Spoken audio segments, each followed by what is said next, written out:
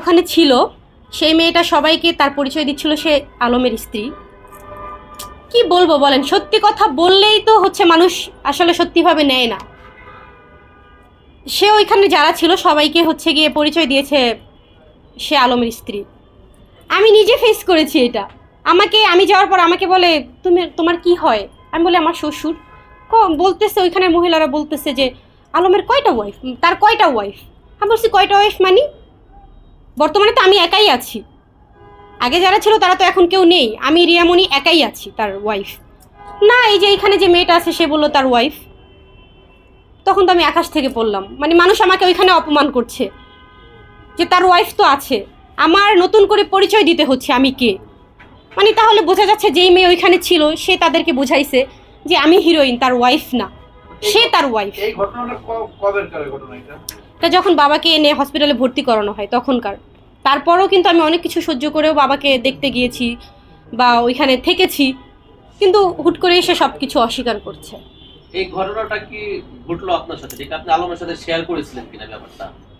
অন্য কেউ তার স্ত্রীর দাবি করছে হসপিটালে? হ্যাঁ অবশ্যই, সে তো ওইখানে সে নিজেও ছিল। আমি যখন হসপিটালে গেছি তার সাথেই গিয়েছিলাম, তখন সে নিজেও ছিল। সে আমাকে বলছে মানুষের কথায় কান দিও না। কেন দিব না? সেখানে ওই মেয়ে আসবেই বা কেন? আমার শ্বশুরকে আমি বগুড়াতে দেখেছি, ঢাকা নিয়ে আসতে পেরেছি, সেখান থেকে তাকে হসপিটালে ভর্তি করাইতে পারছি। আমি থাকতে পারবো না হসপিটালে? আমি তো থাকতাম সেখানে সে অন্য মেয়ে এনে কেন হাজির করবে? তাও আবার সে যে যার সাথে পরকীয়া করে সেই নারী। বলেন আপু, আপনি বলছেন যে হিরো আলমই আপনাকে বলছে যে পরের কথায় কান দিও না, অথচ আপনি পরের কথাতে কান দিয়ে ওখান থেকে চলে গেলেন। যেহেতু আপনি তার লিগেলি বউ, আপনার থাকাটা কিন্তু অবশ্যই জরুরি ছিল, বা আপনি ইচ্ছা করে থাকতে পারতেন। আপনি গেছেন, এটা আপনার অবহেলা। কি কারণে গেছেন এটা মুখ খুলবেন। পরকীয়া যে সে করে সেটা তো আমি স্ত্রী হিসেবে আমি জানি, মানুষের কথায় কেন কান দিব? আমি নিজেই তো সাক্ষী যে সে তার সাথে পরকীয়া করে, আমি মানুষের কথায় কান দিই নাই। আমি যেটা নিজে দেখেছি সেটাই আমি বুঝেছি। তো আপনি তো ওখান থেকে না গেলেও পারতেন, যেহেতু আপনি তার ওয়াইফ। আপনি কেন গেলেন? না, আমি তো সেখান থেকে চলে আসি নাই, আমি তো ছিলাম সেখানে। তারপরও বেশ কয়েকবারই গিয়েছি। মানে আলম কি আপনাকে ওইখান থেকে বের করে দিয়েছে, নাকি ওইখান থেকে আপনি যখন দেখলেন যে একটা নারী ওইখানে আছে ওই অবস্থায় আপনার থাকা ঠিক হবে না ওই?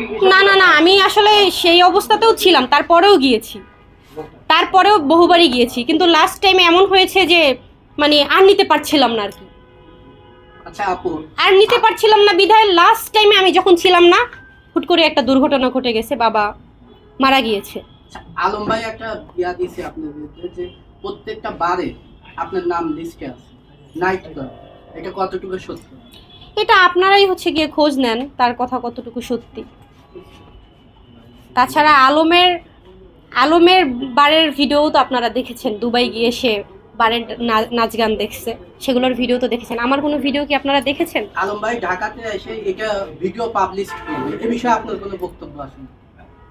তার কাছে যদি সেরকম কোনো ভিডিও থাকে তাহলে পাবলিশ করবে, আমার তো কিছু সেখানে বলার নেই।